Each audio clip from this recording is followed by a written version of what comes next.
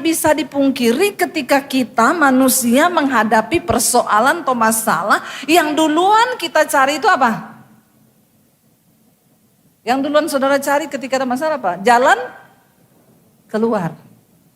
Yang duluan kita cari pertolongan. Itu manusiawi. Siapapun itu termasuk juga pendeta. Karena pendeta juga manusia, punya rasa, punya hati. Jangan samakan dengan pisau belati. Amin. Tepuk tangan buat Tuhan Yesus, saudara. Silakan duduk. Iya, shalom. Apa kabarnya malam ini? Hari ini kita akan belajar firman Tuhan bersama-sama tentang ya Tuhan adalah pertolongan kita. Seringkali mudah bagi kita ngomong Tuhan adalah pertolonganku. Tapi ketika kita menghadapi masalah, berapa banyak yang sungguh-sungguh berharap pada pertolongan Tuhan? Tidak semua orang, saudara. Kita baca dulu bersama Mazmur 121. Ayat yang pertama, saudara. Mazmur 121 ayat yang pertama, firman Tuhan berkata di sana apa? Nyanyian siarah, baca bersama 1, 2, 3. Aku melayangkan mataku ke gunung-gunung, dari manakah akan datang pertolonganku? Saudara, Mazmur ini banyak ahli yang beranggapan ditulis oleh Daud. Kalau dilihat dari bahasanya, kata-katanya itu ya tidak jelas memang di sini siapa yang menulisnya, tetapi banyak yang setuju berkata bahwa ini ditulis oleh Raja Daud. Dan kita tahu bersama ya Daud adalah seorang yang mengalami banyak masalah dalam hidupnya. Dia diangkat tinggi oleh Tuhan, tapi dia juga mengalami banyak masalah dalam hidupnya. Orang itu kalau mau diangkat tinggi harus siap menghadapi banyak masalah. Bilang amin yang kencang. Ya, jangan dengar pengajaran-pengajaran palsu. Ikut Yesus enak, ikut Yesus gini, ikut Yesus gitu. Kalau kita mau diangkat tinggi oleh Tuhan, dimuliakan, maka paketnya juga harus siap mengalami banyak. Bilang kanan kirimu, kamu siap nggak alami banyak masalah? Tanya dulu ya, siap? Ya kalau siap ya siap untuk dimuliakan. Karena di Alkitab semua tokoh-tokoh yang diangkat dan dipakai Tuhan, mereka juga orang-orang yang mengalami banyak masalah. Daud adalah seorang yang sungguh hidupnya itu penuh dengan masalah. Padahal Daud nggak cari loh. Makanya ada yang bilang gini, masalah mah jangan dibawa pusing. Masalahnya bukan aku yang bawa-bawa pusing ini, tapi dia yang ikut terus. Benar apa benar? Aku nggak mau bawa pusing, tapi pusingnya ikut. Ya, dulu saya begitu kalau nggak bisa tidur banyak masalah, suami saya bilang tidur saya tidur. Nggak usah pikiranmu itu selehno. Saya tanya di selehno nengendi. Piye? Ya tahu saudara, enak aja dia bilang apa? Ya nganggo basa Jawa. Sel apa? Ya pokoknya gitulah. Yang artinya simpen pikiranmu tuh simpen no. Simpen, saya tanya simpen di mana? Yo nek iso disimpen yo aku yo meh nyimpen. Iya Pak ya saudara? Ya, kalau bisa disimpan kita simpen juga ini pikiran, bener? Nek perlu ndak usah diambil-ambil toh? Maka gila lah kau. Ya. Lo kalau bisa kan begitu toh. Tapi ya namanya makanya ndak usah dibawa pusing. Pusing ini aku ndak bawa, tapi dia ikut-ikut dewe. Saya ndak ngundang, dia datang. Daud adalah seorang yang berkenan di hati Tuhan. Daud itu dia tidak lahir langsung enak, enggak. Daud itu dibedakan di antara keluarganya, kata firman Tuhan. Dari kecil kakak-kakaknya semua dimasukin sekolah prajurit. Daud enggak. Karena secara body, secara figur, secara semuanya Daud ini enggak masuk hitungan. Enggak masuk hitungan saudara. Makanya Daud, ya waktu kakaknya sekolah prajurit, bapaknya bilang, kamu enggak usah, kamu gembalakan kambing domba itu yang berapa ekor itu. Cuma berapa ekor loh. Jadi kalau hari ini engkau dibedakan di antara keluargamu, bersyukur, nasibmu sama seperti Daud, amin. Kayaknya banyak ini ya. Saya ngomong gini kayak dapat peneguhan gitu. Langsung yes, amin, amin, amin. Berarti banyak yang tertolak dari keluarga ini. Tapi puji Tuhan, benar. Ya saya pun juga dulu orang yang tertolak dari keluarga, dibuang. Daud gak pernah meminta masalah itu datang bertubi-tubi dalam hidupnya, gak pernah. Daud bahkan gak pernah berpikir dia akan jadi raja. Benar gak saudara? Gak pernah. Dia gak pernah mimpi, oh nanti saya bakalan jadi raja, makanya saya sekolah prajurit dulu biar saya pintar perang, nanti saya bisa jadi ini, nanti saya akan berperang, nanti saya jadi, gak ada. Hello kaum Gen Z yang kebanyakan berhalusinasi. Pengen jadi A, jadi B, jadi C, jadi ini, pengen semua tuh. Jangan gagal fokus. Fokus utama kita itu kejar perkenanan Tuhan. Yang lainnya gak usah kita pikir. Saya gak pernah berpikir jadi YouTuber seperti hari ini. Gak pernah ada pikiran saya itu, gak pernah. Gak pernah ada di benak saya, ya tahu-tahu Tuhan itu bawa seperti hari ini. Tapi kita gak berpikir, saya juga gak mau. Daud sama. Saudara bisa bayangkan Daud itu dipromosikan ya waktu kan pertama kali Samuel berkata nanti Isai anak-anakmu dimandiin semua ya. Nanti besok kamu datang di acara bawa anakmu laki-laki semua. Nanti aku mau lihat ya anakmu itu ada yang akan diangkat menjadi raja atas Israel menggantikan Raja Saul. Jadi semua anak laki-lakimu bawa nanti besok aku lihat. Malam itu Isai bilang besok semua pakai baju bagus, baju prajurit yang keren, dandan yang rapi. Kita akan ketemu nabi besar dan dia akan mengurapi salah satu kamu menjadi raja. Lalu mungkin Eliab, aku pakai baju yang ungu ya ini sudah sibuk tuh. Ya, kayak suami saya besok minggu mau khotbah dia udah sibuk pilih baju tadi. Haleluya.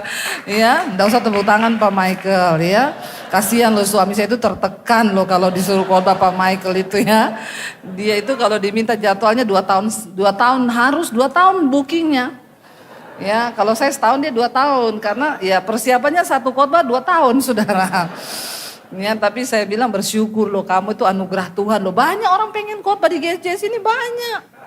Ya, tapi dia nggak pernah mau. Tapi kalau Tuhan yang suruh kan?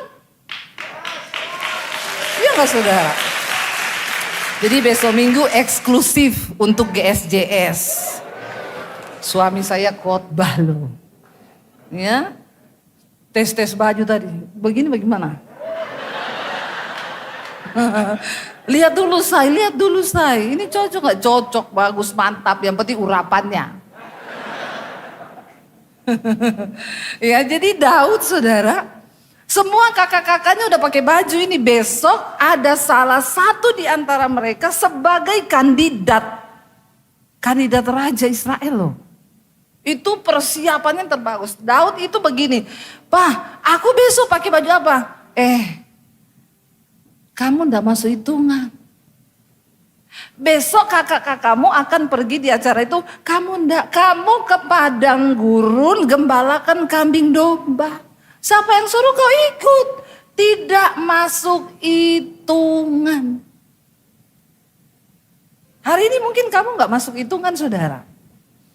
Tapi Tuhan suka sama orang-orang yang gak masuk hitungan. Semua pada gak masuk hitungan nih. Kok semangat sekali? Iya betul ya. Gak apa-apa, saya juga dulu begitu. Akhirnya mereka pergi ke acara itu. Saya mau tanya, Daud punya kesempatan gak untuk terluka hatinya? Dia punya alasan gak untuk hatinya terluka diperlakukan seperti itu oleh keluarganya? Punya dong. Kalau Gen Z itu udah naik ke apartemen. Ya, Untung Daud itu enggak, saudara. Dia pergi menggembalakan kambing domba. Dia bawa itu kambing sambil nyanyi, lebih baik 1 hari di pelataranmu daripada 1000 hari di matahari. Daud, dia tidak memberikan tempat di hatinya untuk kecewa. Daud pergi bawa. Saya yakin iblis pasti bicara. Papamu itu kayak apa? Kasihan kamu, masa diginiin, masa digituin. Daud ngomong, lebih baik 1 hari. Dia nyanyi, saudara. Dia menciptakan banyak lagu-lagu rohani. Lagu-lagu yang kita nyanyikan sekarang itu semua ciptanya Daud. Semua ciptanya Daud. Dia pergi menggembalakan kambing domba sampai Samuel datang. Waktu Samuel lihat Isai yang ganteng, tinggi, besar gitu. Ini pasti yang akan diurapi, potongannya raja banget. Ketika Samuel berpikir itu, Tuhan bilang, manusia melihat apa yang di depan mata, tapi aku Tuhan melihat hati. Sesungguhnya aku sudah menolak dia. Lalu Samuel tanya, mana yang kedua lewat? Tuhan bilang bukan. Ketiga lewat, bukan. Sampai habis. Terus dia tanya, sudah ini semua anakmu? Iya. Tapi kenapa enggak ada satupun yang dipilih Tuhan? Isai bilang, ada satu, tapi aduh apalagi itu. Sedangkan ini aja yang memang tampangnya raja, mereka prajurit, kau enggak pilih apalagi itu. Enggak. Panggil dia, sebab kita tidak akan duduk makan memulai acara ini sebelum dia datang. Saudara, orang mau rendahin kita, kita dibedakan seperti apapun. Kalau engkau punya sesuatu dalam dirimu yang menarik hati Tuhan, Tuhan akan cari kau. Tuhan cari dimanapun kau berada. Saya sebenarnya tidak akan fokus di sini, tapi gak apa-apa kita bawa sedikit dulu tentang penderitaan Daud. Dipanggillah Daud, saudara. Di situ nggak ditulis begini, lalu Daud pulang mandi, dia ganti baju, ya itu tidak diceritakan, tapi saya percaya dia itu tergesa-gesa. Ya pasti pulang ganti baju, tapi mungkin nggak ganteng-ganteng banget, ya cepet-cepet kan datang. Begitu Samuel lihat Daud, Tuhan bicara, inilah orang yang kupilih. Aku berkenan kepadanya sebab manusia melihat apa yang depan mata, tapi aku Tuhan melihat hati. Lalu setelah itu Daud diurapi. Apakah besok langsung jadi raja? Enggak. Diproses dulu, lama prosesnya. Nah akhirnya satu saat Tuhan muliakan Daud ketika apa? Ketika ada seorang raksasa besar dari orang Filistin yang maju menantang barisannya bangsa Israel. Dia tantang setiap hari gak ada yang berani. Karena lihat tampangnya aja semua udah takut. Ya pasti matilah lawan orang begini.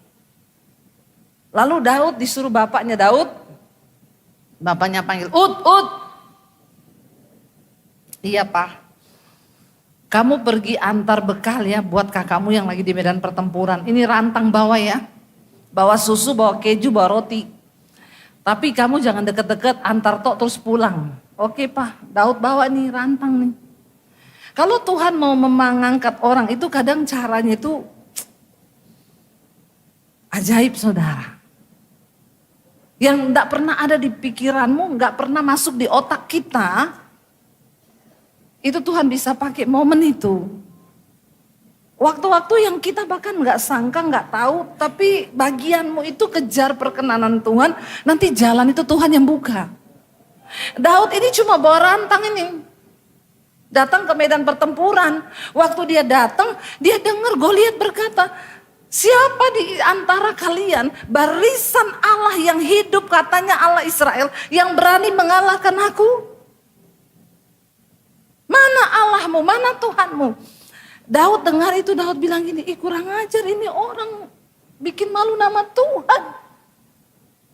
Siapa ini orang yang tidak bersunat berani menghina nama Allahku yang kudus, yang agung.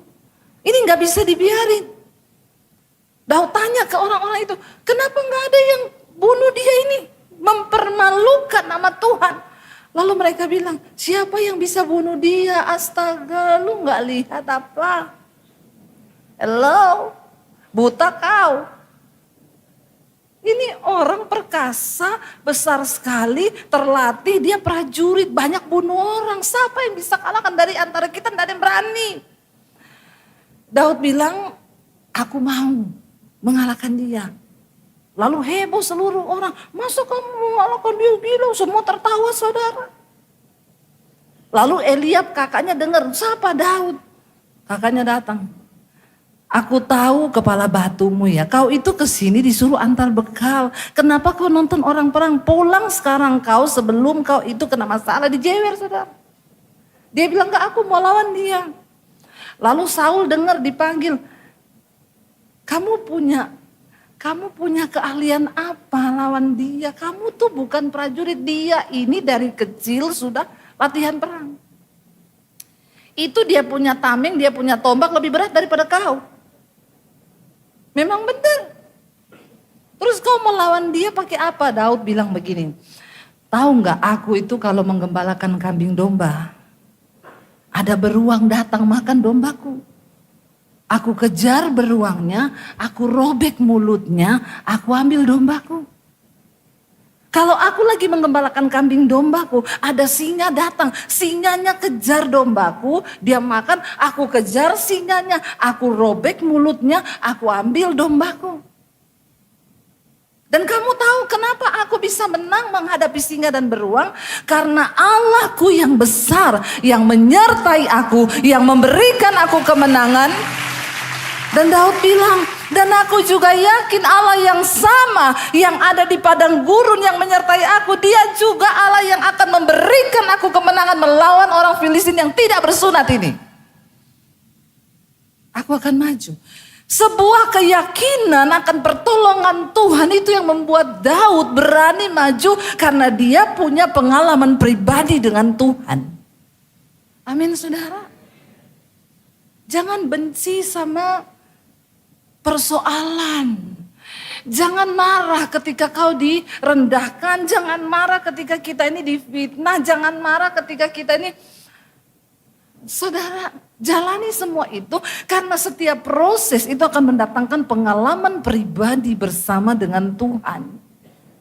Dan itu yang membuat iman kita kuat. Amin. Seringkali kita ini hidup, logika kita itu membatasi cara kerja Tuhan. Kenapa bangsa Israel prajuritnya semua nggak ada yang berani melihat Goliat? Karena mereka memandang dengan mata mereka, gila nih orang tinggi banget, kita nggak ada yang sama kayak dia, kita gini-gini. Sehingga mereka lupa bahwa ada kuasa Tuhan yang akan menyertai. Amin. Itu luar biasa saudara. Nah tapi saya nggak akan bahas ininya sebenarnya, tapi nggak apa-apa, itu pembukaan. Daud berkata begini, aku melayangkan mataku ke gunung-gunung, dari manakah akan datang pertolonganku? Tidak bisa dipungkiri ketika kita manusia menghadapi persoalan atau masalah, yang duluan kita cari itu apa? Yang duluan saudara cari ketika ada masalah apa? Jalan keluar. Yang duluan kita cari pertolongan. Itu manusiawi. Siapapun itu termasuk juga pendeta. Karena pendeta juga manusia. Punya rasa, punya hati. Jangan samakan dengan pisau belati. Ya, sama saudara. Ketika Daud mengalami masalah, pergumulan, dia dikejar Saul, mau dibunuh dan lain sebagainya. Dia melayangkan matanya ke gunung-gunung, dari mana datang pertolonganku? Mungkin hari ini ada di antara saudara yang duduk di kursimu dan engkau berkata, Tuhan, dari mana akan datang pertolonganku? Rasanya mentok, rasanya semua tertutup, rasanya tidak ada pintu yang terbuka, sudah mentok. Dari mana akan datang pertolonganku? Gak mungkin ada pertolongan. Bagaimana caranya? Bahkan mungkin ya Tuhan juga mungkin ada sebagian yang berpikir, mungkin Tuhan juga gak sanggup loh. Piye coba, piye? Kami waktu pandemi bertahan hidup cuma uang 10 juta di tabungan, anak 3. di Jakarta. Tidak ada pemasukan. Kalau saudara jadi saya ketir-ketir enggak? Deg-degan enggak? Bukan cuma deg-degan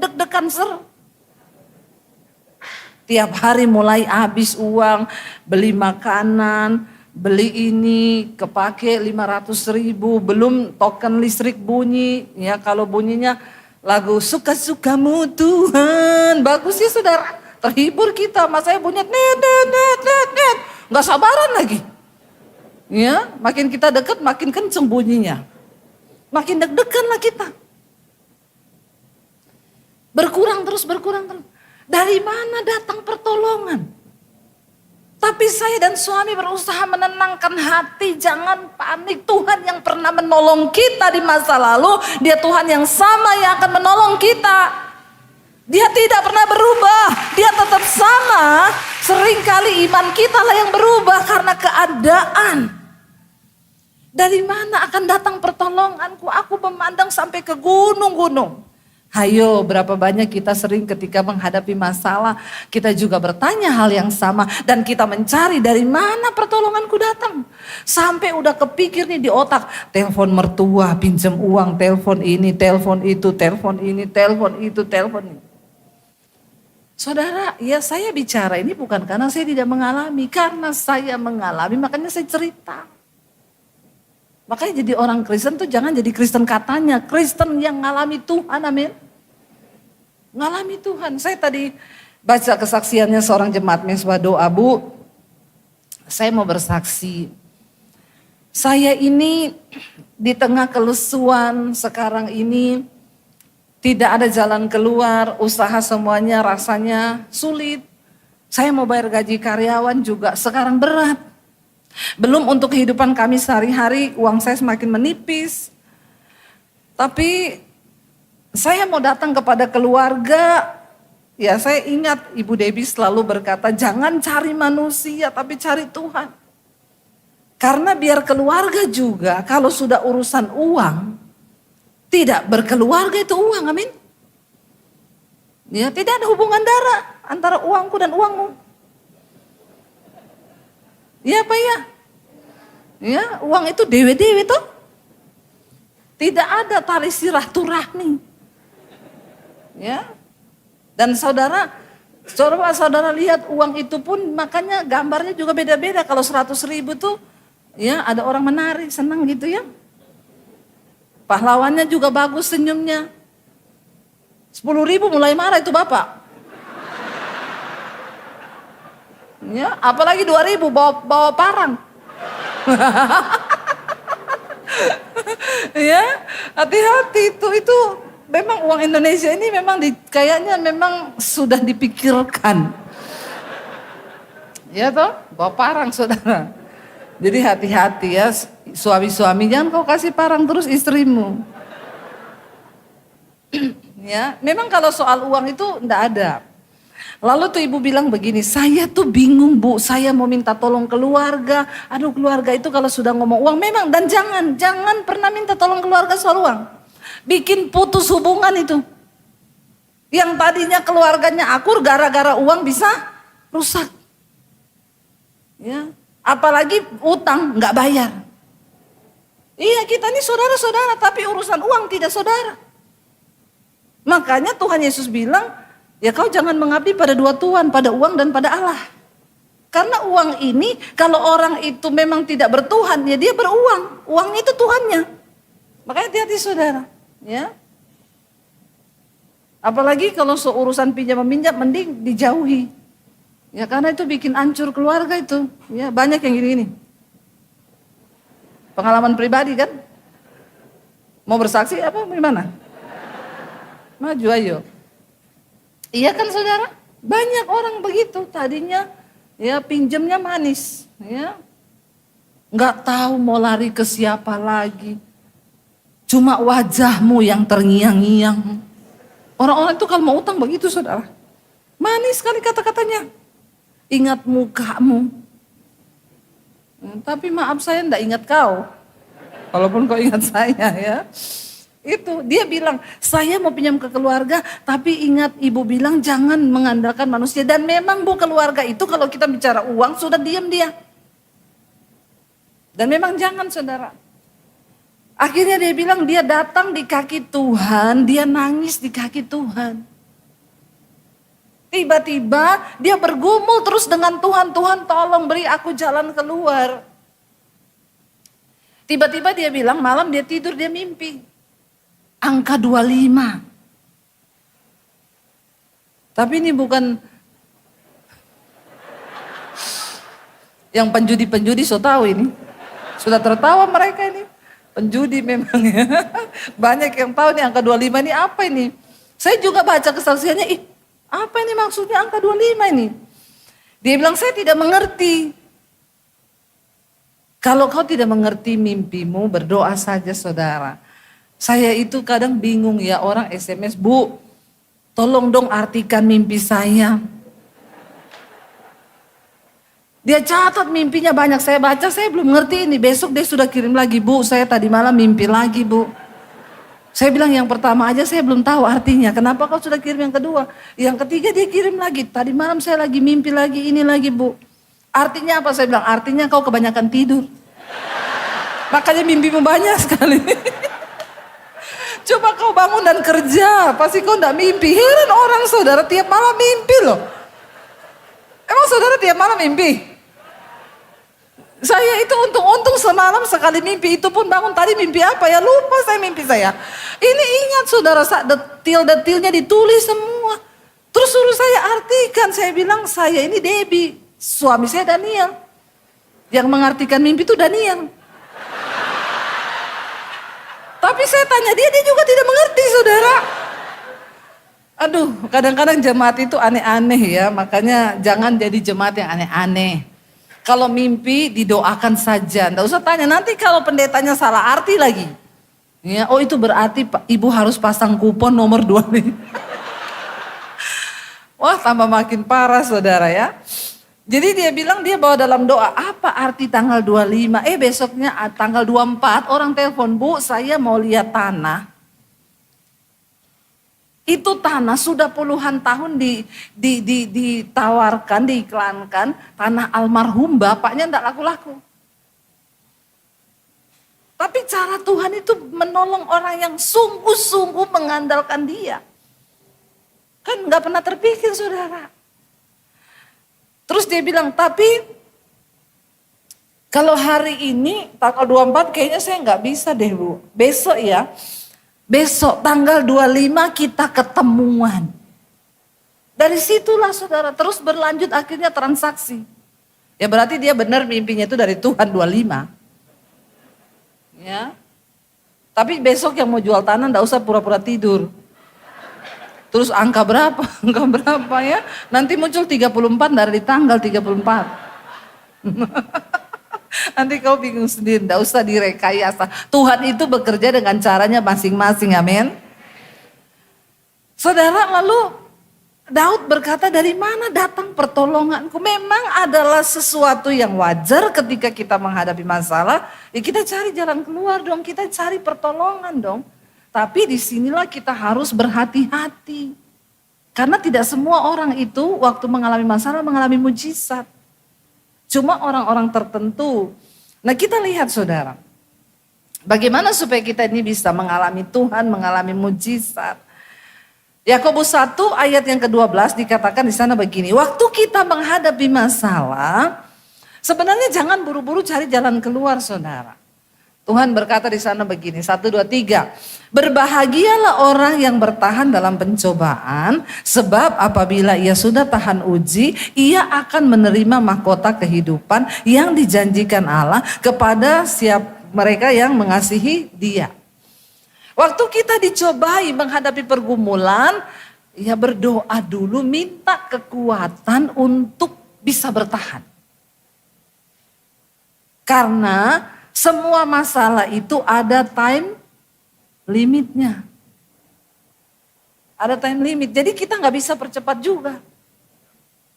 Ya, tapi kita juga nggak bisa perlama. Semua tergantung dari bagaimana cara kita meresponi sesuai dengan firman Tuhan.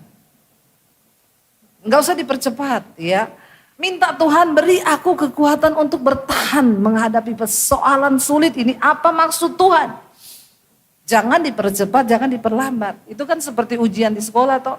Kalau ujian matematika waktunya lebih lama karena lebih sulit.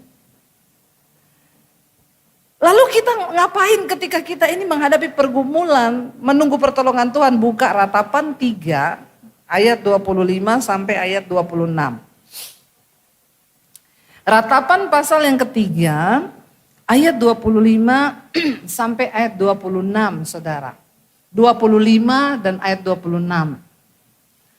Ratapan 3 ayat 25 baca bersama. Tuhan adalah baik bagi orang yang berharap kepadanya, bagi jiwa yang mencari Dia adalah apa? Baik, menanti dengan diam pertolongan Tuhan. Adalah baik menanti dengan diam pertolongan Tuhan. Jadi ketika kita ini sedang menanti pertolongan Tuhan, mending banyak, enggak usah curhat sama orang-orang. Enggak usah ya ketemu orang ya cerita ini begini. Menanti dengan diam, duduk di kaki Tuhan. Kenapa? Karena ayat tadi 25 berkata Tuhan adalah baik bagi siapa?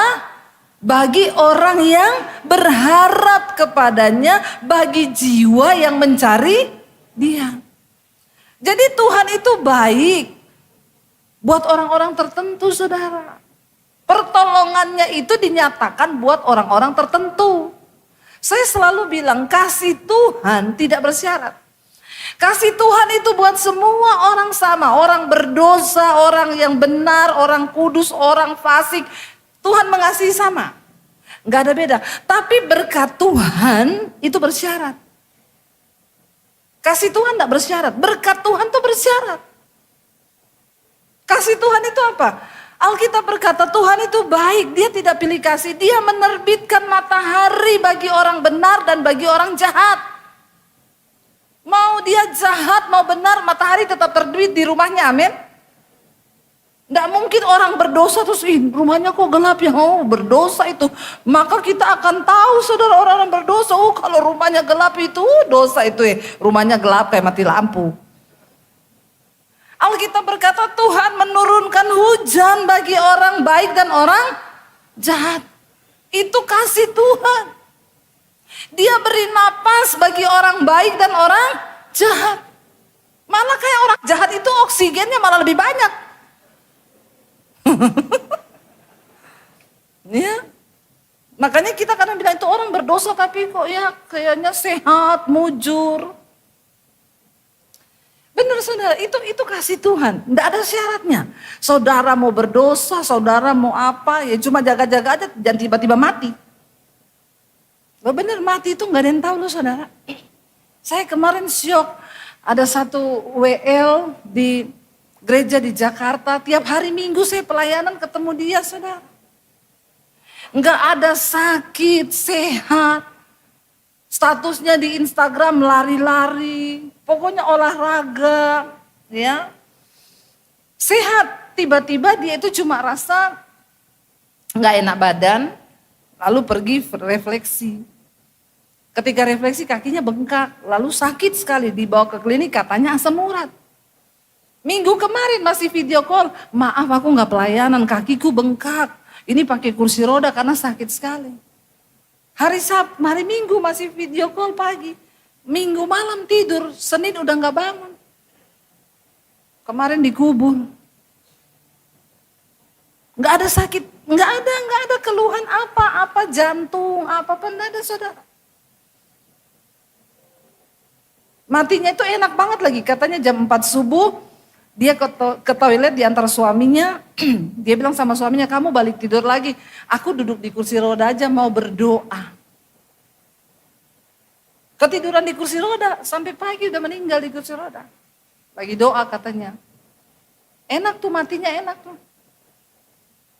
Ya, tapi yang ditinggal tuh syok semuanya, kaget saudara. Makanya mati itu, ya ada orang yang kita pikir sudah umur 79, bentar lagi dia ini di absen nih. Ternyata enggak mati. Ada yang itu baru 50-an loh ibu itu. Dipanggil Tuhan loh. Siapa yang tahu coba hidup ini? Sehat.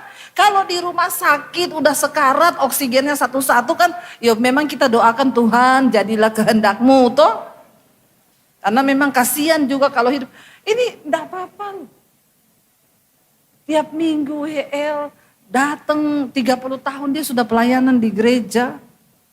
Sebagai WL terus setia saudara. Tapi kan hidup ini enggak ada yang tahu.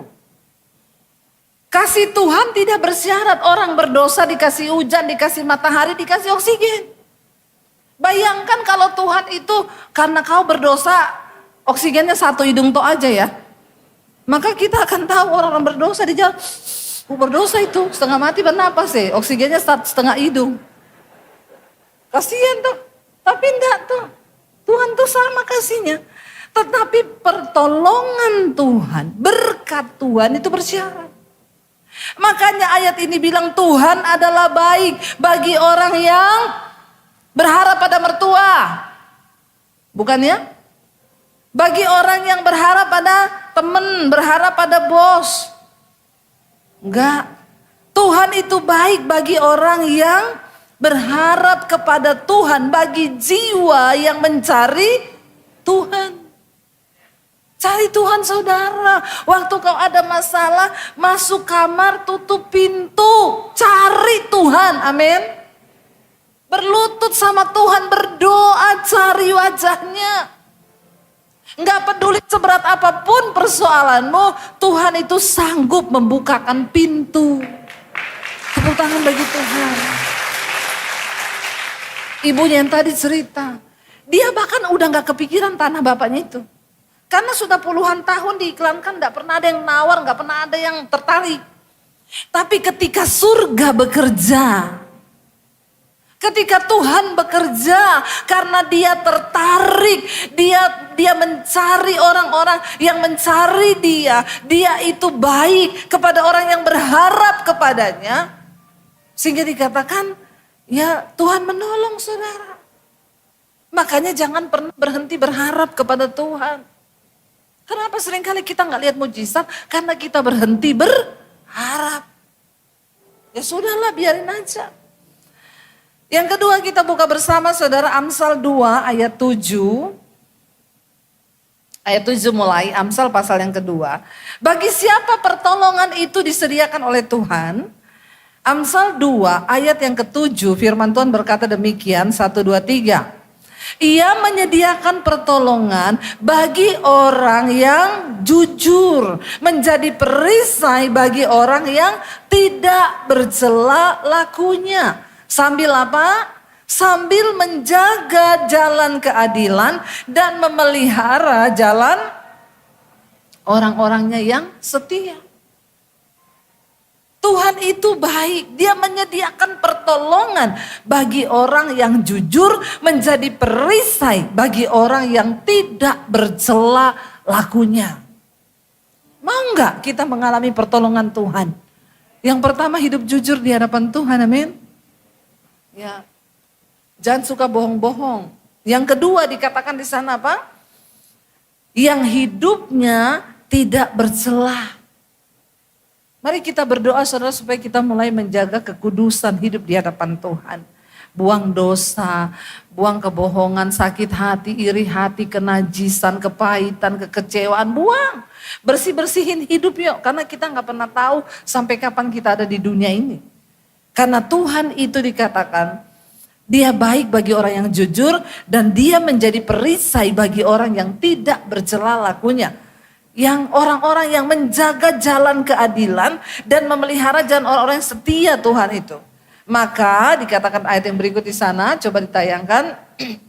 Maka engkau akan mengerti tentang kebenaran, keadilan, dan kejujuran, bahkan setiap jalan yang baik. Waktu kita hidup dengan jujur di hadapan Tuhan dan tidak bercela dalam laku kita, kita akan diberi hikmat oleh Tuhan untuk mengerti tentang jalan kebenaran, keadilan, dan kejujuran. Bahkan setiap jalan yang baik. Saudara, saya berdoa supaya kita semua hari-hari ini semakin mendekatkan diri dengan Tuhan. Persoalan akan makin banyak menjelang hari kedatangan Tuhan yang kedua.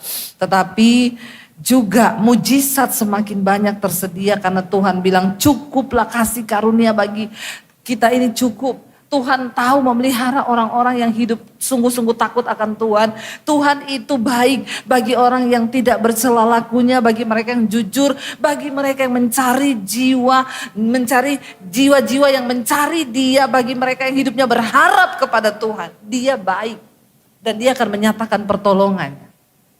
Ayo saudara, seberapapun persoalan yang kita sedang hadapi hari-hari ini, mari kita tetap percaya dan hanya berharap kepada Tuhan. Mari kita hanya tetap memegang firman Tuhan.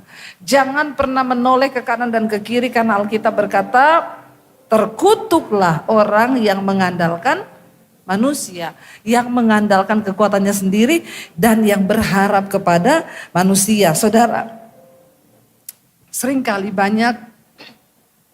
sangat banyak saya temui orang Kristen yang sebenarnya hidupnya itu terkutuk. Tapi kita terkutuk bukan karena pergi sembah-sembah setan di bawah pohon. Kita terkutuk bukan karena kita berdoa kepada dewa, bukan. Tapi orang yang mengandalkan manusia, yang mengandalkan kekuatannya sendiri, Alkitab berkata terkutuk. Waktu kita mengandalkan kekuatan kita sudah terkutuk loh. Mari kita belajar hidup rendah hati di hadapan Tuhan. Serahkanlah semua lakumu itu kepada Tuhan. Dalam segala hal, mau apapun Tuhan, aku menyerahkan pekerjaanku hari ini. Karena aku percaya Tuhan, dengan kekuatanku aku tidak mampu. Tuhan, aku menyerahkan anak-anakku. Karena aku percaya Tuhan, dengan kekuatanku mendidik mereka aku tidak mampu. Tuhan, aku menyerahkan anakku. Sakitnya, kadang-kadang kita ini saudara karena punya uang, anak itu sakit dikit, apa-apa lari dokter. Ya, Surabaya tidak sembuh, Jakarta tidak sembuh, Penang tidak sembuh, Singapura tidak sembuh, luar angkasa. Tapi kita lupa loh, kadang-kadang mengandalkan Tuhan. Saya ingat anak saya umur 3 bulan, lehernya bengkak, demam, tinggi saudara. Bayangkan baru 3 bulan, anak pertama ini. Saya kasih obat antibiotik biasa ke apotik, enggak turun-turun. Akhirnya suami saya bilang, bawa ke dokter yuk, bawa ke dokter. Dokternya lihat, dokter bilang ini kelenjar mastroid apa-apa dari kuping ya. Kelenjar apa tuh? Dari kuping itu, ya itulah ya pokoknya roid begitu. Kata dokter begini, ibu nanti ini dia dikasih obat antibiotik, ini saya sudah ganti semua. Kalau dalam 3 hari tidak sembuh, bawa ke sini ya. Oke, ya. Saya bawa pulang saudara. Saya kasih minum dia 3 hari tidak sembuh, panasnya tinggi terus, lehernya ini makin bengkak. Saya bawa ke dokter, dok gak sembuh. Saya kasih antibiotik yang lebih keras lagi ya bu. Gini bu, kalau 3 hari tidak sembuh, bawa ke sini, ini harus dioperasi segera loh. Karena ini infeksi dari kuping. Saya pulang hati saya berdebar-debar saudara. Tuhan, anak ini 3 bulan dioperasi. Yang pertama ya masih kecil, yang kedua biayanya dari mana? Makanya kadang orang kalau punya uang itu kurang mengandalkan Tuhan. Karena ada uang lari ke Singapura dioperasi. Tapi kita kalau nggak ada duit, beriman tuh terpaksa tuh. Dalam nama Yesus sembuh tuh, sembuh. Tanpa operasi, dalam nama Yesus. Karena mikir operasi ini ratusan juta, uang dari mana? Saya pulang 1 malam, tengah malam, saya pegang anak saya demam, saya berdoa saudara. Saya berlutut, Tuhan ampuni saya Tuhan. Tapi saya mohon hikmat sama Tuhan, anak saya ini sakit apa Tuhan? Masa dia ini kalau nggak turun saya bawa lagi nih mau dioperasi nih. Saudara tahu enggak, Tuhan itu bicara di hati saya begini. Buang itu obat. Anakmu itu mau tumbuh gigi. Langsung tengah malam itu saya buka mulut anak saya senter. Nggak ada tanda-tanda gusi bengkak, nggak ada tanda-tanda gigi pecah. Saya bilang saya salah denger ini. Tapi kalau Tuhan yang ngomong benar, saya buang tuh obat malam-malam. Maaf ya Pak Michael, Dokter Michael, maaf. Saya buang dalam nama Yesus itu obat, dalam nama Yesus. Anak saya sembuh Tuhan. Masih panas besok, tapi saya sudah nggak khawatir. Saya tadi bilang sama Pak Michael, anak saya kalau sakit, saya bakar bawang merah. Bakar, kasih panas, kasih minyak. Dulu kalau belum ada baby oil, minyak kelapa. Gosok di belakangnya saudara. Dalam nama Yesus sembuh tuh. Cuma begitu-begitu dulu, zaman dulu kita obat-obatnya kan begitu tuh. Mau demam, mau batuk, mau sakit. Obatnya itu semua. Yang penting dalam nama Yesus itu. Itu yang paling berkuasa. Akhirnya saya buang itu obat, saya tunggu enggak turun-turun. 3 hari kemudian turun. Saya buka lagi gusinya. Pecah saudara, keluar putih-putih kecil. Habis itu turun bengkaknya. Bayangkan kalau saya sudah bawa ke dokter, anak saya dioperasi, diobok-obok. Katanya kelenjar dari kuping. Ternyata Tuhan cuma jawab simpel. Gigi. Makanya Tuhan itu memberi pertolongan, memberi pengertian, memberi hikmat, memberi kebenaran bagi mereka yang suka mencari Tuhan. Jangan apa-apa kau langsung, tidak pernah pakai iman. Soalnya duitnya banyak. Ada bagusnya juga orang gak ada duit itu. Ya, dalam nama Yesus, dalam Yesus, tengking terus. Tapi Tuhan bilang terjadilah sesuai dengan imanmu. Perempuan yang pendarahan 12 tahun, Alkitab berkata habis hartanya, habis uangnya, habis rumahnya. Tuh Alkitab bilang sampai dihabiskannya semua yang ada padanya untuk berobat. Tidak semakin sembuh, malah makin parah. Tapi waktu dia ketemu Yesus, coba praktekkan di rumah kalau anak sakit. Saya dengan suami, anak kita 3 gak pernah kena tangan dokter. Saya bukan anti dokter saudara. Tapi Alkitab bilang, jadilah sesuai imanmu. Jangan apa-apa langsung buru-buru. Ini yang saya maksud, memang ada kasus-kasus yang bisa ditangani dokter harus. Tapi coba baru awal itu enggak usah langsung panik, langsung orang-orang tua sekarang tuh banyak begitu. Kita dulu anak sakit, kita gandeng tangan. Tuhan dalam nama Yesus tumpang tangan, engkau sanggup menyembuhkan bilur-bilurmu, sanggup. Sembuh saudara. Sekarang kan orang tua sekarang bingung terus, anak satu udah bingung, baru panas sudah bingung, ini bingung. Karena kau udah pakai iman. Pakai imanmu, amin. Alkitab bilang Tuhan menyediakan pertolongan bagi mereka yang sungguh-sungguh mencari Dia. Saya undang para imam musik maju ke depan, sudah 8:30. Udah mau jam 9. Saudara saya percaya, Tuhan itu tidak pernah tertidur. Oh ya kita baca dulu, kita lanjutkan dulu tadi ya. Mazmur 121 kita kembali. Akhirnya pemazmur bilang begini saudara, ayat 2 dia bilang gini. Pertolonganku ialah dari Tuhan yang menjadikan langit dan bumi. Bayangkan kalau langit dan bumi dia jadikan, apakah dia tidak sanggup menyelesaikan masalahmu? Sanggup. Langit bumi aja dia jadikan kok. Dia takkan membiarkan apa? Kakimu goyah. Penjagamu tidak akan terlelap, sesungguhnya tidak terlelap dan tidak tertidur. Tuhan kita. Tuhan tuh gak pernah tidur. Gak kayak kita yang ngantuk. Ya Tuhan gak pernah tidur. Kalau berdoa itu lebih enak tengah malam kalau ada pergumulan. Kenapa? Karena Tuhan lagi gak antri. Karena tengah malam semua orang banyak tidur tuh. Yang datang tengah-tengah malam itu mata Tuhan tertuju kepadamu. Karena dikatakan tadi Tuhan itu baik bagi jiwa yang mencarinya. Malam-malam itu saudara tahajud. Ya, jam 3 pagi itu bangun berdoa. Kalau ada pergumulan berat nangis sama Tuhan. Wih itu saudara sorga auto tertuju sama saudara.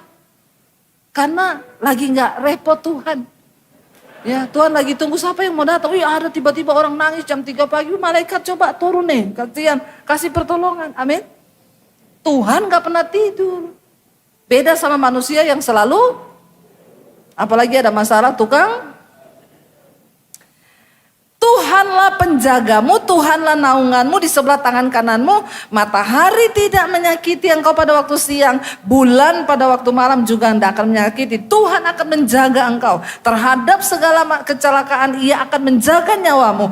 Tuhan akan menjaga keluar masukmu dari sekarang sampai selama-lamanya. Pemazmur berkata, Daud bilang, aku percaya, tadinya aku mengarahkan pandanganku ke gunung-gunung. Dari mana datangnya pertolongan? Sekarang aku yakin, dari Tuhan datang pertolonganku, amin. Pak Ibu, ketika di perjanjian lama, dulu bangsa Israel mencari Allah, Tuhan itu tidak berwujud. Dia menyatakan dirinya dalam bentuk api, dalam bentuk badai, angin, ya dia tidak terlihat dan tidak bisa disentuh. Dan ketika itu bangsa Israel pun ya tidak berani untuk mendekat dengan Tuhan.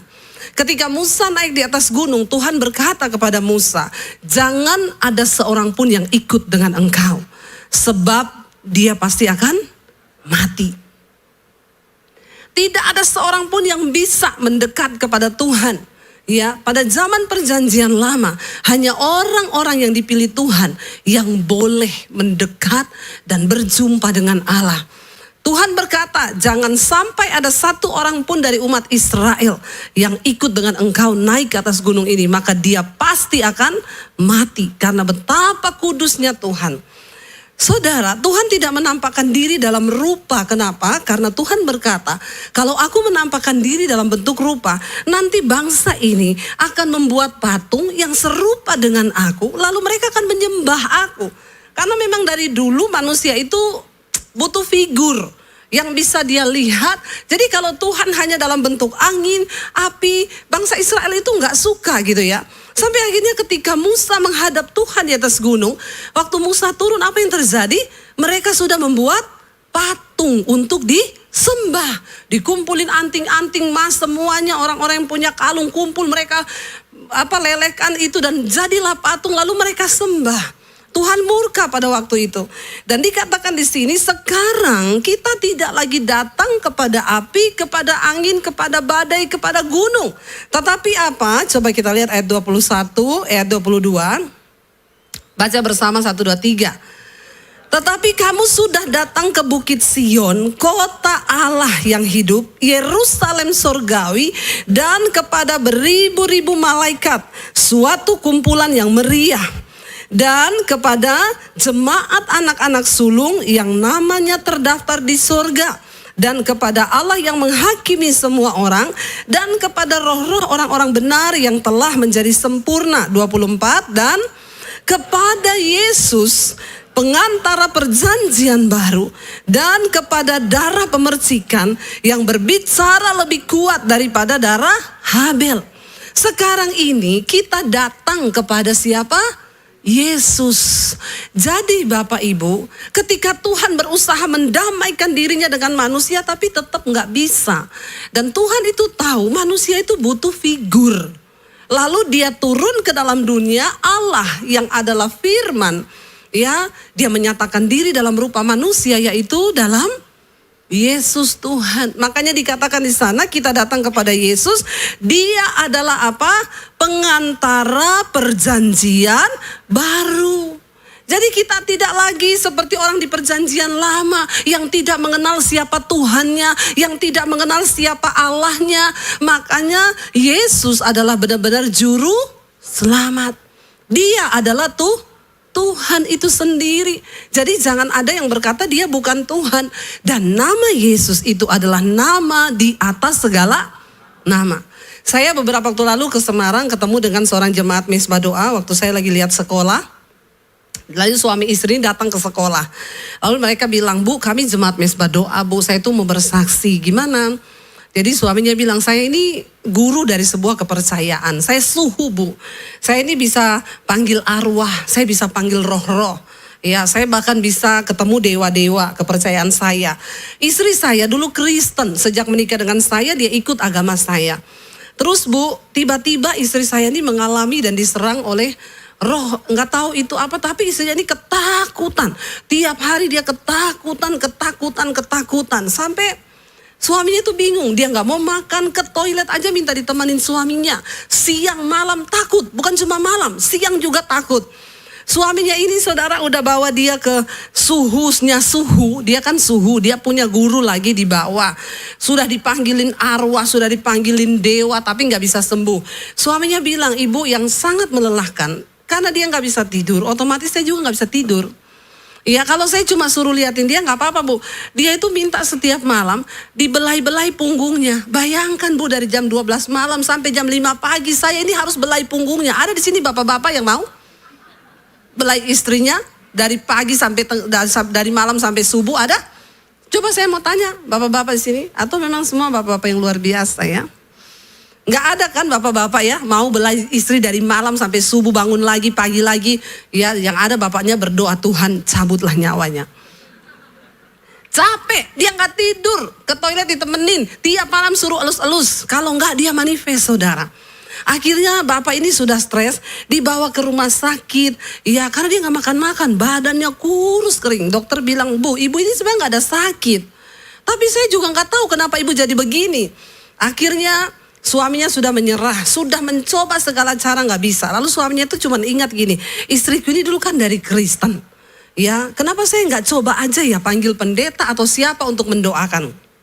Lalu dia telepon temennya. Temennya itu pendeta, dia bilang, ya kamu bisa nggak? Istriku ini diapain lah, didoakan atau diapalah, saya sudah angkat tangan loh. Tidak ada yang bisa menyembuhkan istri saya. Akhirnya datanglah temannya ini. Waktu itu istrinya masuk keluar rumah sakit terus saudara. Gimana gak tidur coba, gak makan, asam lambung lah segala macam. Akhirnya datanglah teman yang pendeta ini, didoakan saudara. Waktu didoakan dalam nama Yesus, dia bilang dia rasa ada roh yang dicabut dari dalam dirinya. Tiba-tiba dia sembuh. Ya dia sembuh, lalu setiap hari dia ikut mesbah doa, dia ikut khotbah, imannya bertumbuh, sekarang jadi berani, berat badannya naik dan dia sembuh total. Lalu suaminya bilang, kamu kembali ke gereja. Kalau saya tunggu dulu karena saya ini suhu. Saya ini guru di agama saya. Ketemu saya tantang dia, Pak. Ya bukan soal guru atau apa. Bapak sudah mengalami secara pribadi bahwa di dalam nama Yesus itu ada kuasa. Jadi kalau ada orang yang bilang Yesus itu bukan Tuhan, bukan juru selamat, kasihan banget ya. Saya ini mengalami Bapak Ibu, saya berapa kali doakan orang kerasukan setan. Ya saya coba tengking dalam nama Daniel. Daniel kan suami saya ya. Ya saya tanya orang yang kerasukan ketawa, dia bilang Yesus aku kenal. Daniel itu siapa? Ternyata setan tidak tahu saudara. Saya coba tengking dalam nama Bambang, tetap tidak bisa. Dalam nama Konrad Supit, nggak bisa. Ya coba pakai namanya Pak Yoris, dalam nama Yoris, ya nggak bisa juga. Tapi waktu saya coba dalam nama Tuhan Yesus, dia teriak panas, berarti ada kuasa. Jadi kalau orang berkata Yesus itu bukan siapa-siapa, dia tidak lebih daripada Adam, dia tidak lebih daripada Musa, itu kasihan. Yesus adalah firman yang menjelma menjadi manusia. Dia adalah Allah itu sendiri, nama di atas segala nama. Di sini jelas dikatakan, kita ini sudah datang kepada Yesus, dia pengantara perjanjian baru. Lihat ayat yang selanjutnya saudara, ayat 25 kita baca dengan suara yang keras ya. 1, 2, 3. Jagalah supaya kamu jangan. Kalau ayat ini menulis jaga supaya kamu jangan menolak dia, berarti penulis ini sudah tahu bahwa akan ada orang-orang yang, makanya diingetin, jagalah supaya kamu jangan menolak dia yang berfirman. Sebab jikalau mereka yang menolak dia yang menyampaikan firman Allah di bumi tidak luput, apalagi jika kita berpaling dari dia yang berbicara dari sorga. Kita lihat ayat 26, baca bersama 1, 2, 3. Waktu itu suaranya menggoncangkan bumi. Tetapi sekarang ia memberikan janji apa? 1 kali lagi aku akan menggoncangkan bukan hanya bumi saja, melainkan langit juga. Saudara, ya ada banyak yang berkata begini, kalau kiamat nanti yang hancur itu cuma bumi. Tapi Mars, planet itu tidak, planet yang lain tidak hancur, bulan itu enggak hancur. Makanya beberapa ahli mencoba mencari tahu apakah di planet luar itu ada kehidupan. Mereka coba tanam tomat, bisa berbuah. Ya terakhir, penemuan terakhir di Mars itu ada nitrogen dan ada sedikit oksigen. Jadi kemungkinan ada orang-orang yang akan bisa hidup di Mars. Mereka bilang bilang apa? Supaya kalau bumi ini hancur meledak, mereka masih bisa tinggal di Mars. Siapa yang mau berangkat ke sana? Mumpung belum di booking sama Podomoro. Saudara, coupling memang di sana ya, rumah banyak-banyak. Manusia itu mau melampaui Tuhan. Alkitab berkata, di sini dikatakan, Ia memberikan janji satu kali lagi. Aku akan menggoncang bukan hanya bumi saja, tapi kalau langit juga digoncang, berarti semua yang ada di tata surya di langit itu hancur gak? Hancur ya, semua planet akan hancur. Bahkan di ayat yang lain Alkitab berkata, bumi ini akan hangus dalam nyala api yang demikian hebat. Dan unsur-unsur dunia semua akan terbakar. Kalau engkau tahu betapa semua akan hancur secara demikian, betapa suci dan salehnya kita harus hidup. Dikatakan akan digoncang. Ayat yang ke-27 baca 1, 2, 3. Ungkapan satu kali lagi merujuk kepada perubahan pada apa yang dapat digoncangkan. Karena ia dijadikan supaya tinggal tetap apa yang tidak tergoncangkan. 28. Jadi karena kita menerima kerajaan yang tidak tergoncangkan, marilah kita mengucap syukur dan beribadah kepada Allah menurut cara yang berkenan kepadanya dengan hormat dan takut. Saudara, perhatikan. Dikatakan di sana ayat yang ke-27 tadi. Ungkapan satu kali lagi, pakai tanda kutip di depan dan di belakang. Ungkapan satu kali lagi merujuk kepada perubahan pada apa yang dapat digoncangkan. Karena satu kali lagi tadi itu dijadikan supaya tinggal tetap apa yang tidak tergoncangkan. Jadi saudara, kalau saya mencoba memahami kata-kata ini, ya, ketika engkau itu masih tergoncang imanmu dalam hal uang misalnya, ya, maka akan ada satu kali lagi Tuhan akan menggoncang keuanganmu sampai engkau itu lulus dan imanmu itu tidak lagi tergoncang dalam soal keuangan. Bilang amin. Jadi satu kali lagi di sini bukan berarti hanya satu kali. Ini bisa jadi ribuan kali kalau kita ini tidak bertobat dan kita nggak peka terhadap maksud Tuhan. Kenapa? Karena satu kali ini tadi dia dijadikan supaya tinggal tetap apa yang tidak tergoncang. Kalau kita ini masih tergoncang dalam hal karakter, contoh ya, kalau semua baik, orang tua saya baik, keluarga saya baik, ya suami saya sama saya baik, maka saya akan damai sejahtera, sukacita. Tapi kalau suami saya tidak baik, keluarga saya tidak baik, saya juga tidak damai. Itu artinya karaktermu itu masih bisa tergoncang. Ingat, kita menerima kerajaan yang tidak tergoncang artinya apa? Hanya orang-orang yang tidak tergoncang imannya, yang tidak tergoncang karakternya, mereka juga yang bisa masuk dalam sebuah kerajaan yang tidak tergoncang. Jadi kenapa Tuhan bilang akan ada ungkapan satu kali lagi Tuhan akan menggoncang?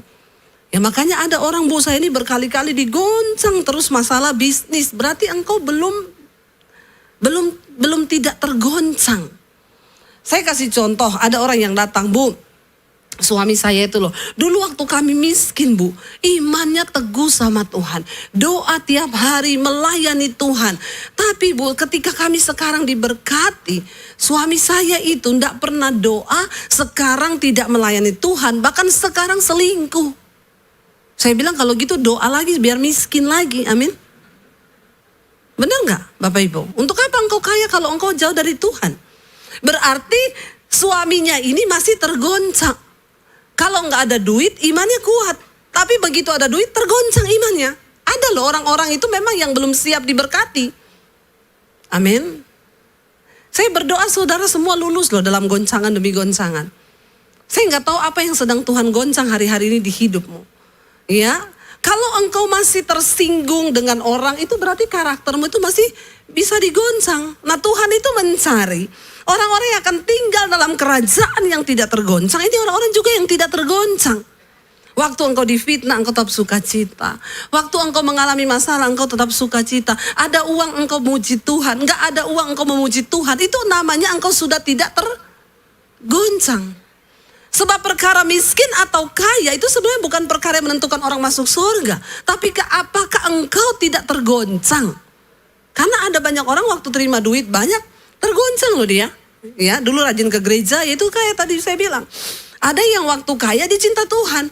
Tapi ketika dia miskin, wah itu imannya tergoncang. Marah, dia sangkal Yesus, saudara. Nah, Tuhan mengizinkan semua goncangan demi goncangan terjadi. Karena dia ingin kita nih punya iman, punya karakter yang tidak tergoncang. Saya kasih contoh, bagi saya dulu waktu kita masih hidup dalam penderitaan lah ya. Sebenarnya semua orang itu harus menderita loh, karena menderita itu baik. Ya, waktu kami dulu masih menderita, uang pas-pasan. Waktu Tuhan suruh saya kasih uang orang 50.000, 100.000, ya bagi saya ya mudah, karena mungkin ukuran 50, 100.000 juga itu tidak terlalu besar. Ada orang waktu dia gaji 1 juta, dia setia ngasih perpuluhan, karena perpuluhannya berapa? 100.000. Dikasih gaji 2 juta setia juga, karena cuma 200.000. Tapi ketika engkau punya gaji 100 juta, berarti engkau harus mengembalikan berapa perpuluhan? 10 juta. Saudara, kira-kira engkau rela atau tidak? Rela atau tidak? Nggak usah jawab di sini. Nanti pencitraan tok. Ya, banyak yang masih tanya, perpuluhan boleh apa? Perpuluhan itu sebenarnya masih relevan atau tidak sih, Bu? Saudara, Tuhan itu cuma mengajar kita ini dilatih loh, dari perpuluhan itu sedikit loh. Kalau dalam itu saja kamu sudah gak setia, bagaimana dalam perkara yang lebih besar? Saya kasih contoh, ketika saya ambil contoh saya aja ya. Dulu bagi kami mungkin memberi 50.000, 100.000 masih ringan, karena memang ya memang kapasitasnya seperti itu. Ketika kami diberkati Tuhan, saudara, ya lalu Tuhan memberi kepercayaan yang besar. Kita ini kan semua hanya bendaharanya Tuhan sebenarnya. Kenapa saudara diberkati? Karena saudara itu mau dipakai Tuhan sebagai bendahara. Bukan untuk kepentingan diri kita sendiri loh. Ya, tapi untuk menjadi saluran kepanjangan tangan Tuhan. Kalau saat kita lihat di sekeliling kita banyak sekali orang yang perlu ditolong. Ya, bukan untuk engkau simpen atau engkau nikmati. Ya, kalau engkau simpan di lumbung, ada orang yang ya simpen duitnya supaya nggak gerak-gerak. Pokoknya 50M atau 100M atau 500M kita masukin deposit. Besoknya mati. Uangmu itu buat apa? Sudahkah itu berguna bagi kepentingan kerajaan Allah? Atau cuma engkau tabung saja? Karena ada orang itu senang waktu lihat-lihat saldo. Iya Pak, iya. Kalau lihat jumlah gitu senang. Saudara, saya mau bersaksi. Ya, bersaksi ini saya semua untuk kemuliaan Tuhan. Berapa waktu yang lalu ya tiba-tiba mungkin ada beberapa yang sudah dengar kesaksian ini. Saya tuh digerakin Tuhan untuk memberkati seorang hamba Tuhan. Saya disuruh beliin mobil bagi hamba Tuhan itu. Waktu saya dengar suara Tuhan itu, spontan yang saya lakukan apa? Saya tengking dalam nama Yesus, setan ini. Setan gak? Setan. Saya bilang enggak Tuhan, enggak, saya enggak mau dengar. Makanya hati-hati. Kalau orang datang sama saya bilang, Bu gimana ya biar bisa dengar suara Tuhan tuh gimana? Saya bilang kamu udah siap? Dengar suara Tuhan tuh enggak enak. Enggak enak. Kamu pikir enak? Enggak enak. Kadang-kadang ada hal-hal yang bertentangan dengan daging kita. Yang harus kita lawan ketika Tuhan bicara. Saya dengar suara Tuhan itu. Lalu Tuhan itu ngomong lagi begini. Kalau kamu beliin dia mobil, kamu beliin yang sama kayak wakil gembalanya. Karena wakilnya itu istrinya dokter. Jadi dia bisa beli mobil. Saya cari tahu mobilnya wakil gembalanya apa ya. Harganya sekitar 425 juta. Bagi saya itu besar gak Bapak Ibu? Saya mau tanya, bagi Bapak Ibu besar gak? Ya besar kan? Mungkin Bapak Ibu gak besar ya. Bagi saya itu besar loh. Jadi saya tengking. Lama saya gak mau gubris itu suara. Dalam nama Yesus. Saya tolak. Besok lagi bicara, dalam nama Yesus. Enggak, saya gak mau dengar. Lama-lama saudara, terus itu suara bicara di hati saya. Jadi memang benar Rasul Paulus bilang, orang itu kalau menjadi tawanan roh, itu ndak enak. Ya, ndak enak, benar. Lalu saya akhirnya bilang begini, Tuhan, gini ya Tuhan ya. firman-Mu itu berkata, ya istri itu tunduk kepada suami, ya. Jadi saya mau ngomong ke suami saya, ya. Kalau suami saya setuju, saya baru kasih, ya. Tapi kalau suami saya tidak setuju, berarti kan saya tidak boleh dong, ya, tidak tunduk kepada suami. Kita ini kadang pakai firman buat apa ya, mengelabui Tuhan toh. Tapi padahal Tuhan itu salah apa benar? Benar, dia nggak pernah salah. Karena saya tahu suami saya ini orangnya bukan pelit, tapi agak perhitungan. Biasa bapak-bapak itu memang agak perhitungan. Jadi saya pikir saya kasih tahu dia, pasti dia tolak juga. Jadi saya bilang satu kali, saya bilang, saya mau ngomong sama kamu apa? Saya dapat suara Tuhan loh, kita suruh beliin mobil pendeta. Ya, dan Tuhan bilang mobilnya itu ya yang sama dengan wakil gembalanya itu sekian. Suami saya itu diam aja, tumben biasa dia bilang, wih gila besar banget, gak usah lah itu kamu halusinasi itu. Bukan suara Tuhan. Dia diam 1000 bahasa. Terus saya tanya, menurutmu gimana loh? Terus dia jawab gini, kamu tahu enggak? Aku tuh udah Tuhan bicara itu udah dari bulan Januari lalu. Ternyata udah lama banget saudara, Tuhan tuh kasih tahu sama dia. Tapi memang karena dia perhitungan, dia diem-diem baik. Jadi saya bilang sama suami saya, oh ternyata karena kamu tuli, makanya Tuhan tuh ngomong ke saya. Ya kalau kayak gini kan saya udah gak bisa berdalih lagi ya. Akhirnya ya kita berunding, yuk gede loh itu buat kita ya. Tapi ya kita ini kan hanya bendaharanya Tuhan, ya kita taat saudara. Tuhan tuh kadang tuh hanya mau menguji hati kita ini loh. Kamu dulu waktu pas-pasan uangmu, tinggal 50.000 uangmu, besok udah gak tahu mau makan apa. Tuhan suruh saya kasih orang yang membutuhkan 50.000 itu, saya berani. Itu kan 50.000, nah sekarang Tuhan sudah berkati jumlahnya lebih besar nih. Tapi apakah setelah aku memberkati engkau, imanmu itu geser, imanmu itu goncang atau tidak? Kalau kamu gak kasih, berarti imanmu bergoncang itu. Lalu saya sama suami kita sepakat, ya udah ya, berarti kita rela ya keluar segitu ya, rela. Ya udah, ini kan punya Tuhan. Saya itu Tuhan kasih gambaran gini, coba kalau kamu punya pegawai bendahara, terus kamu bilang sama dia, besok siapin uang sekian ya, saya mau bayar tagihan. Terus dia bilang, gak mau pak, gede banget uang segitu buat apa? Saudara marah gak kalau suruh punya bendahara, disuruh keluar duit, dia gak mau keluarin duit? Saudara marah? Yang punya bendahara tahu ya, langsung ngomong marah. Yang lain gak punya bendahara, gak apa-apa. Tapi kita sendiri nih, nah Tuhan tuh ngomong, lah kamu itu kan hanya bendaharaku. Kamu mau gak? Akhirnya kami sepakat saudara, sikap hati kami bilang Tuhan, oke Tuhan, kami mau. Saudara, biarlah kita ini semua kedapatan di hadapan Tuhan. Ya, bahwa kita ini hatinya tuh rela gitu loh. Saya kaget saudara, ya ketika berapa bulan setelah itu, saya bilang sama suami saya, pembangunan sekolah misi kami kan hampir selesai. Ya itu tuh Tuhan dahsyat luar biasa. Dari awal saya sudah bersaksi di sini. Tadinya waktu kita mau bangun tuh saya bilang sama suami saya gini, keuangan kita ini enggak seberapa. Tapi tenang aja, nanti kita taruh nomor rekeningnya di layar YouTube gede-gede. Di mesbah doa kita jalan-jalankan itu rekening. Ya, untuk rekening pembangunan sekolah misi saudara bisa alirkan ke sini. Tapi saudara waktu kami mau melakukan itu Tuhan tegur saya. Ya kamu ndak usah merekayasa berkat Tuhan. Aku tuh Tuhan. Kalau kamu taruh begitu malah aku ndak memberkati. Jadi saya takut, saya bilang sama suami, ndak usah, ndak jadi. Kami melihat bagaimana pemeliharaan Tuhan. Itu kasur disumbang, itu lampu listrik, AC semua disumbang orang. Kemarin nih loh terakhir, saya bilang sama suami, kita ini mau selesai, belum ada furniturnya loh. Kita kan harus beli ini. Iya ya, yaudah nanti aja kapan ada waktu kita cari yang murah-murah aja ya buat sekolah misi. Tiba-tiba saudara, saya waktu mau pelayanan di Surabaya, kita rencana juga mampir ke Malang. Ada orang WA, Bu Debi Shalom, saya orang Malang.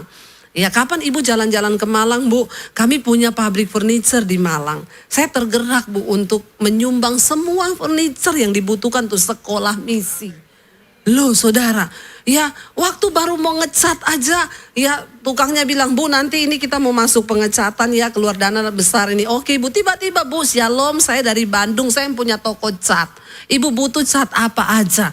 Loh Saya kaget, berapa bulan lalu saudara, saya itu bilang sama suami, saya udah mau selesai. Nanti untuk sekolah misi, kita butuh mobil lagi. Kita cari yang second-second aja, yang bekas untuk sekolah misi. Tiba-tiba Pak Konrad ngomong, Bu, kita kan tiap bulan ngasih buat gereja sudah selesai ya. Yang bulan Agustus ini nanti saya kasih buat ibu di sekolah misi. Loh saudara, Tuhan itu, ya, loh kita tuh gak pernah ngerti loh cara kerja Tuhan.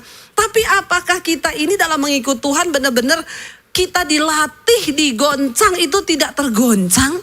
Ya bukan cuma dalam hal uang, dalam hal apapun. Saudara, ketika engkau disakiti, lalu engkau masih tersakiti, itu artinya engkau masih tergoncang. Ingat, kita ini sedang dipersiapkan masuk dalam sebuah kerajaan yang tidak tergoncang. Di sorga itu tidak ada orang yang karakternya tergoncang. Pagi marah, siang senyum, malam ketawa. Itu gila. Amin. Yang ada di sorga itu orang yang sukacita, terus damai sejahtera, terus nah kapan kita berlatih? Sekarang ini. Dan Tuhan izinkan goncangan satu kali lagi. Engkau gak lulus ya satu kali lagi. Besok gak lulus lagi satu kali lagi. Sampai engkau lulus dan terbukti imanmu, karaktermu tidak tergoncangkan. Waktu digoncang enak Kak? Enggak enak. Waktu digoncang itu tidak enak, persoalan, tekanan, kesusahan. Tapi kita mau lihat buktinya apa yang kita dapatkan nanti kalau kita tidak tergoncang. Mari kita buka Wahyu. Wahyu pasal yang ke-7, ayat 13 sampai ayat yang ke-15 saudara. Inilah yang akan kita terima kalau kita itu lulus setiap satu kali lagi kita lulus ya. Yohanes ketika berada di Pulau Patmos dia mendapat sebuah penglihatan yang besar tentang akhir zaman. Wahyu 7 ayat 13 firman Tuhan berkata di sana, kita baca sama-sama 1, 2, 3. Dan seorang dari antara tua-tua itu berkata kepadaku, siapakah mereka yang memakai jubah putih itu dan dari manakah mereka datang? Jadi Yohanes melihat sekumpulan besar orang pakai jubah putih semua. Dia tanya sama tua-tua yang berdiri di sana, siapa mereka itu? Baca ayat yang ke-14 berkata di sana, ya firman Tuhan bilang apa? Maka ya Tuhan mengetahuinya. Lalu ia berkata kepadaku, mereka ini adalah orang-orang yang keluar dari kesusahan yang besar. Dan mereka telah mencuci jubah mereka dan membuatnya putih di dalam darah anak domba. Karena itu, apa dikatakan? Mereka berdiri di hadapan tahta Allah dan melayani Dia siang malam di bait sucinya. Dan ia yang duduk di atas tahta itu akan membentangkan kemahnya di atas mereka. Saudara, waktu kita ikut Tuhan, goncangan demi goncangan, itu artinya kesusahan demi kesusahan akan kita alami. Sebab kita ini sedang dipersiapkan untuk masuk dalam sebuah kerajaan yang tidak tergoncang. Dan janji firman Tuhan itu apa? Kelak ketika engkau lulus dari goncangan itu, kita semua akan berdiri di hadapan tahta anak domba Allah, memakai jubah putih. Siapa orang-orang itu? Mereka adalah orang-orang yang keluar dari kesusahan demi kesusahan, goncangan demi goncangan. Tapi mereka tetap bisa menjaga jubah mereka putih di dalam darah anak domba Allah. Amin Bapak Ibu. Karena itu coba kita kembali tadi Ibrani pasal 12 ya ayat yang ke-28. Jadi kita baca bersama Ibrani tadi 12 ayat 28. Jadi karena kita menerima kerajaan yang tidak tergoncangkan, marilah kita mengucap syukur dan beribadah kepada Allah menurut cara yang berkenan kepadanya dengan hormat dan takut. Yang terakhir, sebab Allah kita adalah api yang menghanguskan. Kita memang ada di zaman perjanjian baru, kasih karunia. Tetapi itu tidak berarti standar Tuhan akan kekudusan dihilangkan. Dia tetap Allah yang menghanguskan kalau kita tidak hidup benar di hadapannya. Sekarang banyak yang berkata, Yesus adalah sahabat orang berdosa. Makanya yang homo tetap homo, yang lesbi tetap lesbi, pelakor tetap jadi pelakor, penipu tetap jadi penipu. Kenapa? Karena mereka bilang Yesus adalah sahabat orang berdosa. Saya bilang jangan lupa ditambah sahabat orang berdosa yang mau bertobat. Jangan separuhnya toh. Ya, Yesus mengasihi orang berdosa, tapi dia membenci dosa. Dia sahabat orang berdosa yang mau bertobat. Jangan separuh-separuh mengenal Tuhan. Kita sudah baca dengan jelas. Kita harus beribadah kepada Allah dengan cara yang berkenan kepadanya. Sebab Allah kita itu api yang menghanguskan. Karena itu perlu saudara tahu bagaimana cara beribadah kepada Tuhan yang benar. Saya selalu berkata, orang Kristen, jangan engkau dengarkan pengajaran-pengajaran yang menyesatkan. Ya, contoh, saudara saya mau ke Israel, saudara titip pergumulan, nanti saya berdoakan buat saudara di tembok ratapan. Saudara pikir setelah pendeta berdoa buat saudara di tembok ratapan, terus Tuhan berkenan atas hidupmu? Hello? Ya ada hamba-hamba Tuhan, saya mau ke kota ini, lagi ada pergerakan di sana luar biasa. Silakan saudara tulis semua permohonan doamu. Sudahlah saudara. Mari kita mulai masuk kepada pengajaran yang berkenan, beribadah kepada Tuhan dengan cara yang berkenan kepada Tuhan. Jangan dengan hal-hal yang begitu-begitu itu. Mari kita datang secara pribadi. Tidak bisa diwakili engkau dengan Tuhan. Sebab kekristenan adalah sebuah hubungan. Kita dengan Tuhan itu dalam hubungan yang benar. Amin. Mari kita beribadah kepada Tuhan dengan cara yang berkenan. Dengan hormat dan takut akan Tuhan. Sebab Allah kita adalah api yang menghanguskan. Saya berdoa kita semua yang datang hari ini. Kita semua akan berdiri seperti yang tadi kitab Wahyu bilang. Kita akan berdiri di hadapan tahta anak domba Allah. Dan kita semua akan pakai jubah putih. Karena itu hari ini mungkin engkau sedang ada dalam kesusahan yang besar. Enggak apa-apa, itu syarat untuk kita bisa berdiri pakai jubah putih. Mungkin hari ini engkau sedang ada dalam goncangan yang besar. Bilang Tuhan, aku tahu goncangan itu akan menghasilkan dalam diriku sesuatu yang tidak tergoncangkan. Uji kami Tuhan sampai kami punya iman yang tidak tergoncangkan. Mari Bapak Ibu, hari-hari ini ya saya percaya akan banyak goncangan demi goncangan ke depan. Tapi biarlah kita mau lulus dan berkata, Tuhan kami mau berapapun harga yang harus kami bayar, kami mau tetap setia. Saya undang para imam musik maju ke depan. Kita tetap mau berkata kepada Tuhan, Tuhan kalau aku hidup, aku mau hidup bagimu. Hati kami akan tetap menyembah Tuhan. Sebab satu hal yang kami mau bilang Tuhan, dunia tidak akan pernah bisa menjauhkan kami dari kasih Tuhan. Kita mau naikkan pujian ini, kalau ku hidup bagimu Tuhan. Mari kita bangkit berdiri bersama Bapak Ibu.